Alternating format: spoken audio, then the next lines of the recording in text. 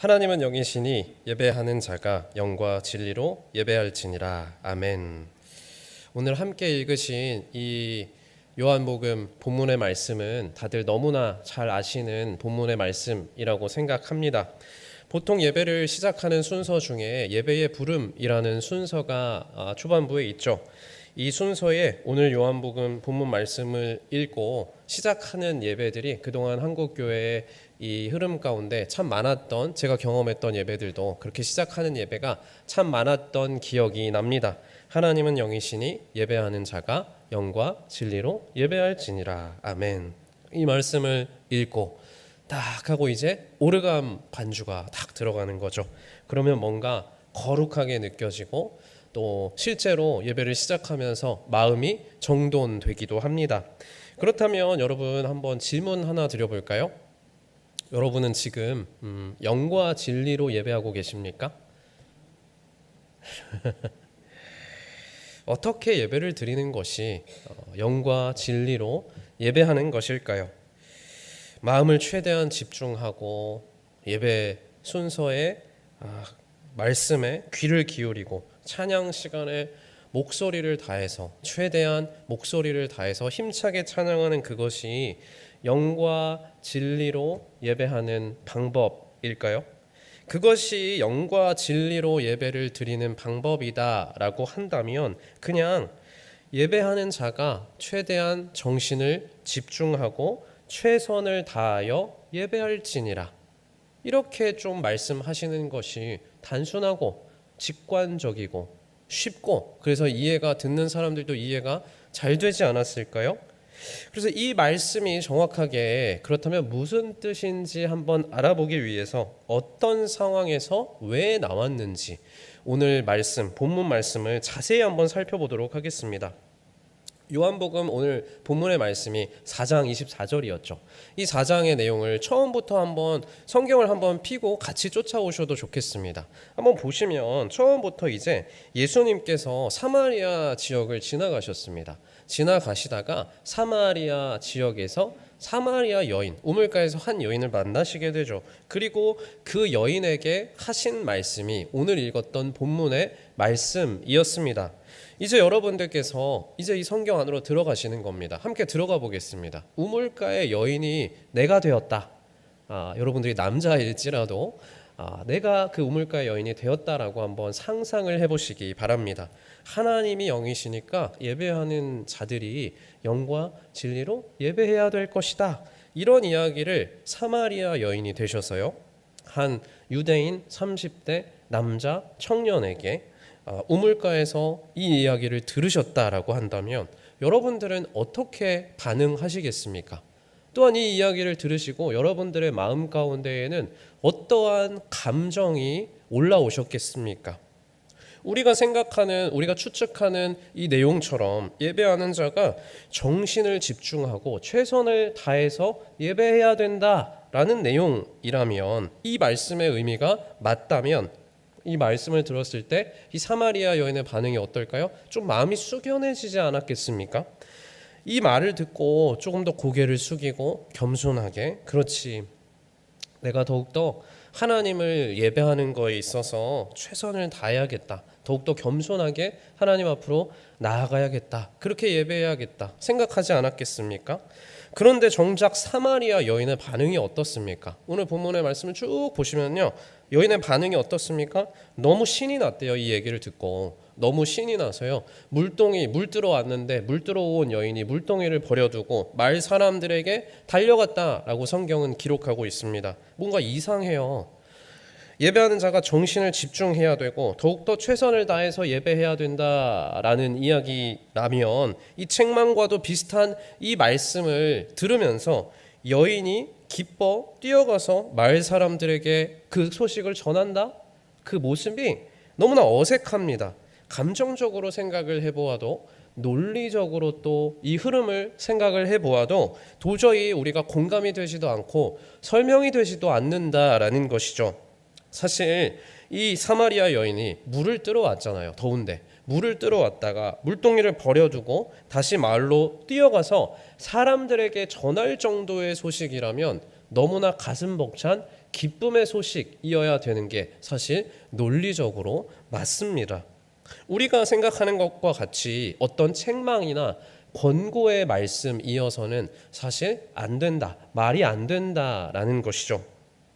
이 사마리아 여인의 입장이 조금 더 되어보기 위해서 이 이스라엘의 역사를 우리가 잠시 한번 생각을 해보겠습니다.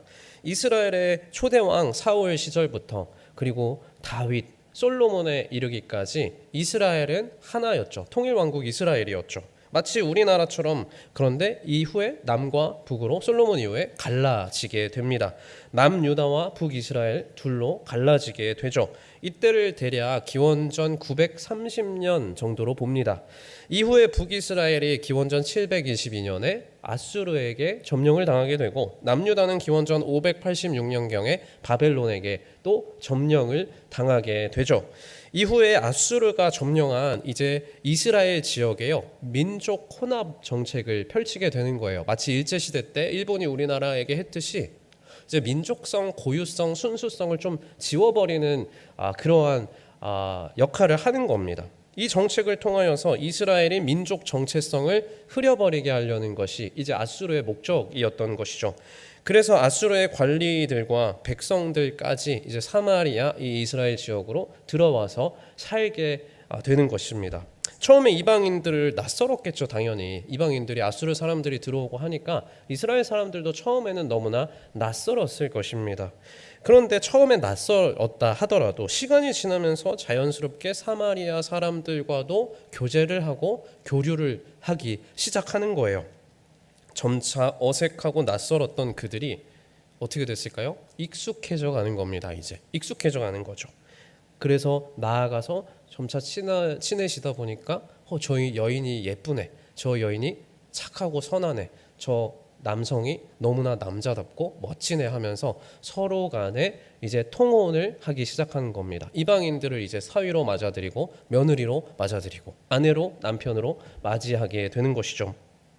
그에 따라서 자연스럽게 이스라엘이 가졌던 이 고유한 신앙이, 여호와 하나님을 섬기는 신앙이 점차 변질이 되어 갑니다. 하나님의 나라인 이스라엘의 혈통의 순수성 또한 이 과정을 거쳐서 또 상실하게 되었습니다.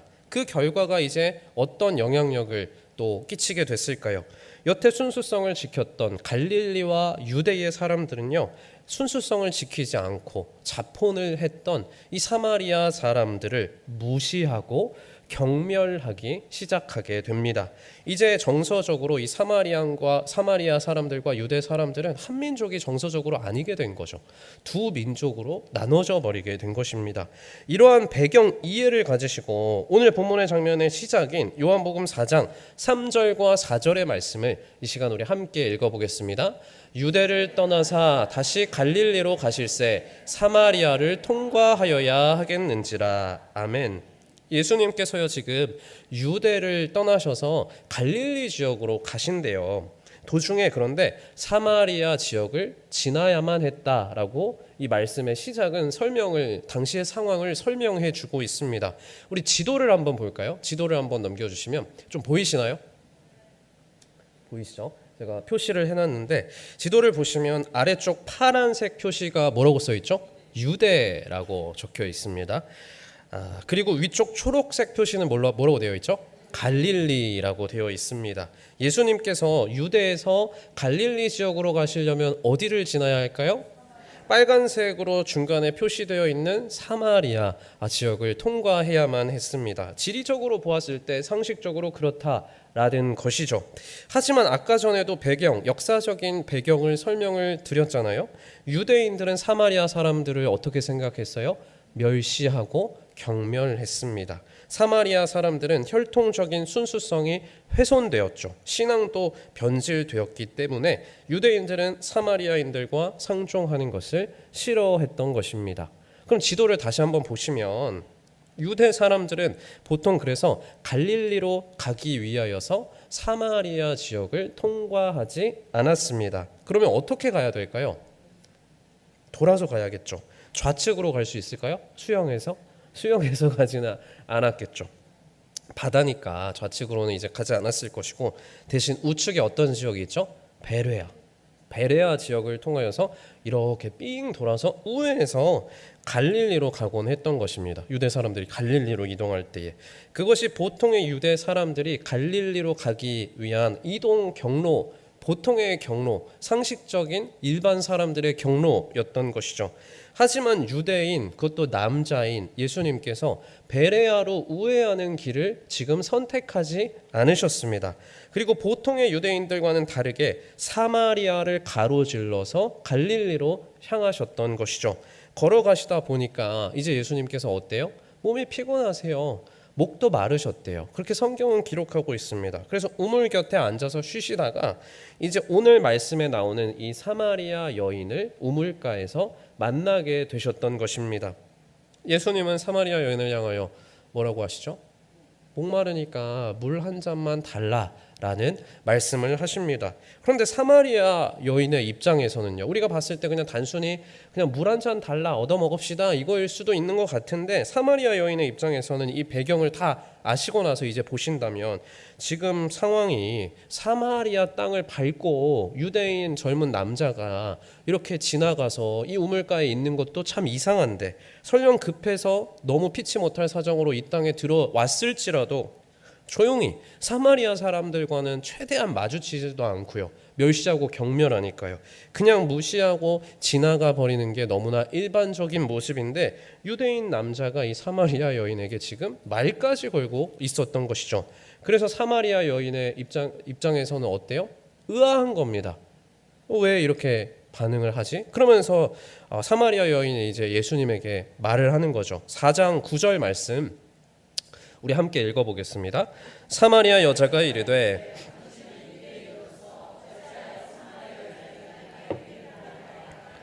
이는 유대인이 사마리아인과 상종하지 아미함이러라. 아멘.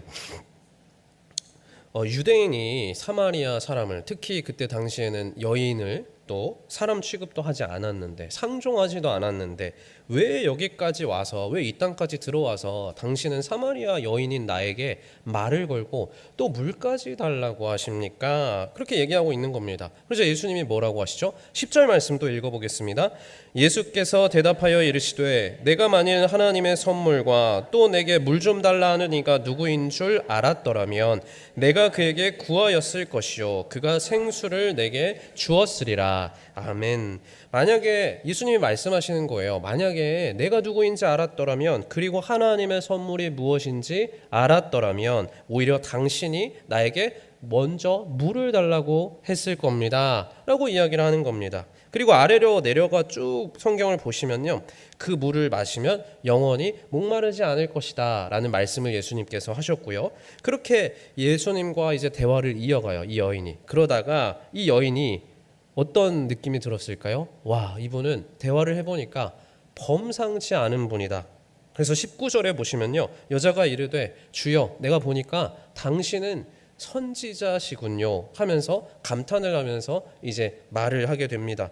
예수님에 대한, 예수님의 정체에 대하여서 이 여인이 감을 잡은 거죠. 아, 당신은 참 용한 선지자이시군요, 그렇게 얘기를 하는 겁니다. 사마리아 여인의 입장에서는 지금 눈앞에 계신 분이 보통 분이 아니세요. 보통 때 만나기 어려운 참 용해 보이는 선지자인 거예요. 하나님의 선지자라는 감을 잡게 되었고, 이후에 이 능력 있어 보이는 선지자, 만나기도 어려운데 사마리아 여인의 입장에서는 어떤 대화를 이 좋은 기회에 이어가야 했을까요? 하나님을 믿고 신앙생활을 하면서 평소에 궁금했던 것, 그 마음 가운데 신앙생활을 하면서 담아두었던 그 찝찝한 것들을 지금 이 용해 보이는 선지자에게 한번 물어봐야 하지 않겠습니까? 그 내면 가운데 깊숙한 데 있던 그 궁금증과 호기심을요. 그래서 얘기하는 거예요. 4장 20절입니다. 그래서 이런 질문이 나옵니다. 우리 조상들은 이 산에서 예배하였는데 당신들의 말은 예배할 곳이 예루살렘에 있다 하더이다. 이런 얘기를 하게 됩니다. 우리 조상들은, 지금 사마리아 여인이 이야기하고 있는 겁니다. 우리 조상들은요, 이 산에서 예배를 하였는데, 이렇게 얘기가 나오는데, 여기서 사마리아 여인이 말하고 있는, 그렇다면 이 산은 과연 어디일까요? 그리심산을 의미합니다. 그리심산.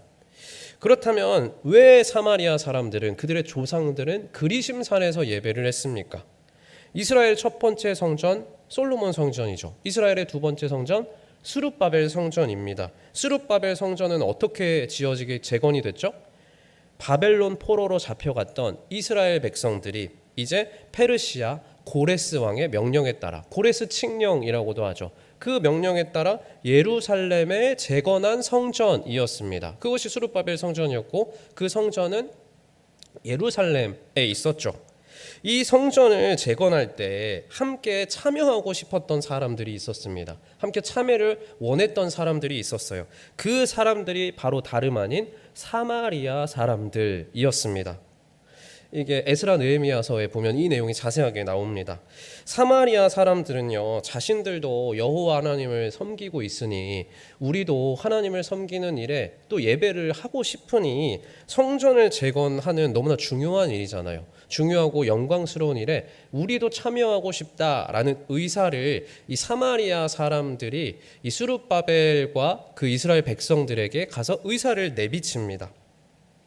하지만 스룹바벨과 건축을 주도했던 이 이스라엘의 백성들은 사마리아 사람들의 이 성전 건축 참여를요 단호하게 거절을 합니다. 그 이유는 사마리아 사람들이 사실 단순히 하나님만 섬기는 것이 아니었거든요.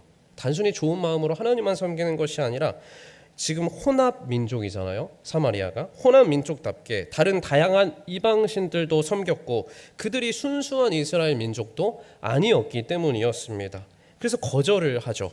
사마리아 사람들은요 이제 성전 건축에 참여하지 못하게 되었어요. 간절히 원했는데 참여하지 못하게 되었습니다. 그러니까 마음이 어때요? 불편해요. 와, 얘네 뭐지? 보복을 꿈꿉니다. 앙심을 품는 거죠. 그리고 스룹바벨이 주도하는 성전 건축에 이제 적극적으로 이제 지지자에서 방해자로 돌아선 겁니다. 그래서 지속적으로 방해를 하는 내용이 이제 에스라 느헤미야서에 나오죠. 또한 자신들도 또 이제 방해를 하는 거는 방해를 하는 거고요. 자신들도 하나님 여러 신들을 섬기지만 하나님께도 또 예배를 드려야 하잖아요. 근데 어디서 예배를 드리는 거가 중요하지 않습니까? 구약 시대에는 사마리아 사람들끼리 따로 모여서 또 성전을 지은 겁니다. 사마리아 사람들이 따로 예배하기 위하여서 성전을 지은 장소가 바로 그리심산이었던 것이죠.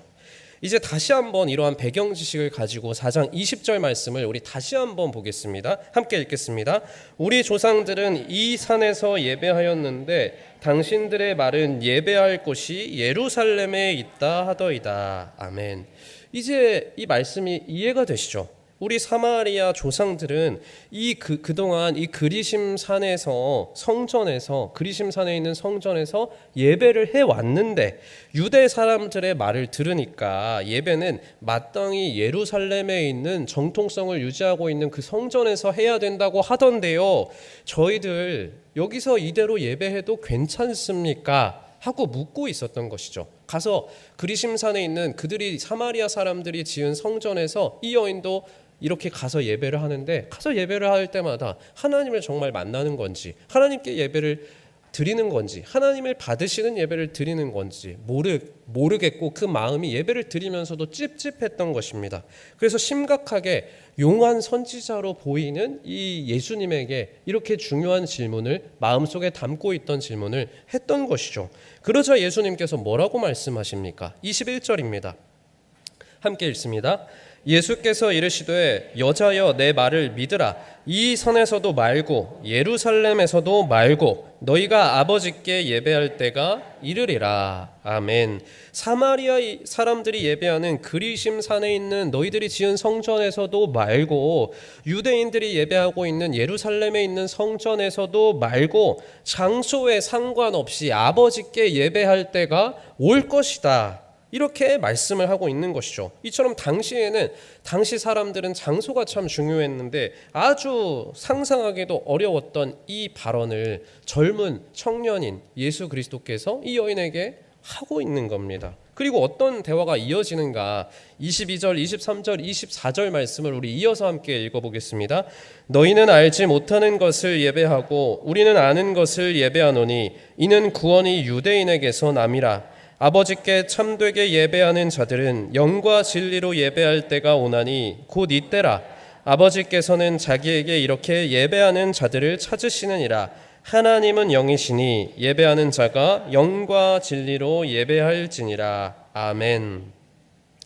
구약의 이스라엘은 성막이나 또 성전과 같이 하나님이 정해주신 장소, 하나님이 정해주신 사이즈, 하나님이 정해주신 방법대로 하나님께로 나아가야 했습니다. 그렇게 예배를 드려야 했죠. 그래야 하나님이 받으시는 예배를 드릴 수 있었습니다. 이것은 하나님이 이스라엘에게 주시고 약속하신 율법이었죠. 하지만 예수님께서는 지금 구약의 여호와 하나님이 주셨던 중요한 이 율법을 어떻게 보면 깨고 있는 거예요. 장소와 상관없이, 장소가 중요한데 율법에서는 장소에 상관없이 하나님께 예배할 수 있는 그때가 올 것이다 라고 용감하게 선포를 하고 계시는 거예요. 그리고 뭐라고 하세요? 하나님께 예배하는 자는 영과 진리로 예배해야 한다라는 이전과 다른 새로운 율법과 새로운 방법을 제시하고 계시는 것입니다. 여기서 그렇다면 영과 진리의 의미는 무엇일까요? 우리 요한복음 7장 37절에서 39절까지의 말씀인데요. 우리 노란색으로 표시된 부분만 함께 읽겠습니다. 누구든지 목마르거든 내게로 와서 마시라. 나를 믿는 자는 성경의 이름과 같이 그 배에서 생수의 강이 흘러나오리라 하시니 이는 그를 믿는 자들이 받을 성령을 가리켜 말씀하신 것이라. 아멘. 예수님이 주시는 영원히 목마르지 않는 그 물, 남편을 지금 이 사마리아 여인은 제가 다 보진 않았는데요. 사마리아 여인이 내용을 보시면 남편을 5명이나 갈아치웠잖아요. 그리고 또 목이 말라요. 그래서 6번째 이 남편을 맞이해 있는 상태였습니다. 이 사마리아 여인이. 이 여인에게 예수님께서 주시고자 하는 그 생수는 뭐였어요? 바로 성령이었습니다. 그렇다면 두 번째로 나와 있는 진리는 무엇입니까? 이전에 개역 성경에서는요, 이 요한복음 4장 24절을 뭐라고 번역을 했죠? 신령과 진정으로라고 번역을 하였는데 그것은 사실 적절하지 못한 번역이라고 저는 생각합니다. 왜냐하면 진정으로라고 해석하고 이 말씀을 받아들이면요, 마치 우리의 태도, 우리의 어떤 진정성 있는 태도를 강요하고 그것을 강조하고 있는 것처럼 느껴지고 보이기 때문입니다. 하지만 사실은 그게 아니라요, 헬라어 원문을 보시면요, 그 의미가 진리 안에서 예배를 드릴 것을 강조하고 있습니다. 그렇다면 진리는 무엇입니까? 여태까지 사실 본 거예요. 진리는 어렵지 않아요. 진리는 결국 사실을 우리는 진리라고 합니다. 어떤 이론이 아니라 사실로 입증된 것을 진리라고 말을 하죠. 그렇다면 무엇이 사실입니까? 성경이 말하고 있는 사실은요, 예수 그리스도가 너희들의 유일한 구원자이시다. 이것이 사실이고 이것이 진리이고 이것이 복음인 것입니다. 예수님께서는 우물가의 사마리아 여인과 대화를 오가시면서 이미 진리에 대해서 여러 번 힌트를 주시면서 말씀을 하셨어요. 성경을 한번 보시면 10절에서 예수 그리스도는 하나님의 선물이다. 14절 영원히 목마르지 않는 샘물을 주시는 분이시다. 15절 6명의 남편으로도 계속 목이 마른 이 여인을 만족시키시는 분이시다. 21절 예배 장소와 율법을 뛰어넘어 하나님께로 나아갈 수 있게 만드는 유일한 통로이다. 이렇게 구원의 내용을 예수님께서는 사마리아 여인과의 대화를 통하여서 계속해서 이미 말씀하시고 힌트를 주고 계셨던 것입니다. 그래서 이 구원의 이야기를 사마리아 여인이 들어요. 듣고 대답합니다. 25절입니다. 우리 25절 함께 읽겠습니다. 여자가 이르되 메시아 곧 그리스도라 하는 이가 오실 줄을 내가 아노니 그가 오시면 모든 것을 우리에게 알려주시리이다. 그러자 예수님이 이렇게 이어서 대답하시죠. 26절입니다. 예수께서 이르시되 내게 말하는 내가 그라 하시니라. 아멘. 여러분이 어떠십니까? 이 흐름이, 이 대화의 흐름과 이제 배경 지식을 낱낱이 사실은 다 말씀드렸습니다. 이 요한복음 4장의 내용이 이제 잘 들으셨으면 다 이해가 되실 거예요. 그리고 사마리아 여인이, 여러분들이 그 사마리아 여인의 입장이 되셔서 내가 바로 그라 하는 이야기를 들으셨을 때 이 복음의 소식을 듣고요, 가슴이 뛰지 않는 사람은 아무도 없을 것입니다. 분명히 누구라도 가슴이 뛰었을 거예요. 너무 기쁜 거죠. 복음을 만났고 진짜 진리를 만났고 구원을 만났고 메시아를 만났기 때문입니다. 그래서 물들어 왔던 여인이 이 말을 듣고 물동이까지 다 버려두고 물 챙기는 것도 잊고 동네 사람들에게도 달려갔던 것입니다. 그럼 이제 마지막으로 정리를 해보겠습니다. 설교의 제목이죠. 우리는 어떻게 영과 진리로 예배할 수 있습니까? 이것이 설교의 제목입니다. 이 질문이죠. 어떻게 답해야 할까요? 영과 성령 하나님을 의지하여 진리로 예수 그리스도가 우리의 나의 구원자이시다라는 사실을 진리로 믿으며 예배하면 된다라는 것입니다. 너무나 단순하고 명쾌한 사실이죠.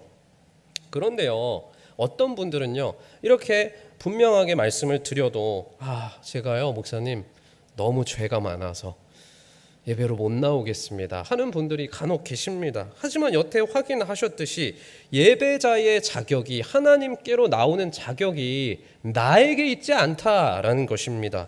예배로 나아가는 사람이 얼마나 그가 깨끗한가, 그가 얼마나 예배당에 들어오면서 헌금을 많이 했는가, 그가 그동안 일주일 동안 얼마나 선행을 많이 베풀었는가, 그것이 예배자에게 달려있는 자격이 아니다라는 것이죠. 대신 영과 진리를 네가 정말 붙들고 왔니? 그거를 하나님이 체크를 하시는 겁니다. 즉 성령 하나님을 의지하여서 예수 그리스도의 구원의 은혜를 분명하게 붙들고 믿고 고백하며 예배하는가? 이것이 예수님께서 요한복음 4장 24절에서 말씀하신 핵심이라는 것입니다. 여러분, 이제 예배의 자리로 나오실 때 어떻게 나오셔야 하겠습니까? 첫째로, 내가 아무리 죄인이고 내가 아무리 더러울지라도 지난 한 주간 설령 내가 죄를 지었을지라도 성령 하나님을 의지하여서 나오실 수 있기를 바랍니다. 둘째로, 나의 기도 제목과 나의 선행과 나의 의를 붙들고 의지하여서 나오는 것이 아니라 예수 그리스도가 구원의 역사가 나의 사건임을, 그것이 나에게 허락된 하나님이 주신 선물이고 진리임을 붙들고 나오셔야 하는 것입니다. 하나님은 영이시니 예배하는 자가 영과 진리로 예배할지니라. 아멘. 이 말씀을 올바르게 아시고 올바르게 붙잡으시고 그래서 예배의 자리로 나오시고 사마리아 여인이 느꼈던 그 가슴 벅찬 감동과 감격을 느끼면서 평생 하나님을 예배하시는 귀하고 복된 예배자들의 앞길이 되시기를 간절히 축복드립니다.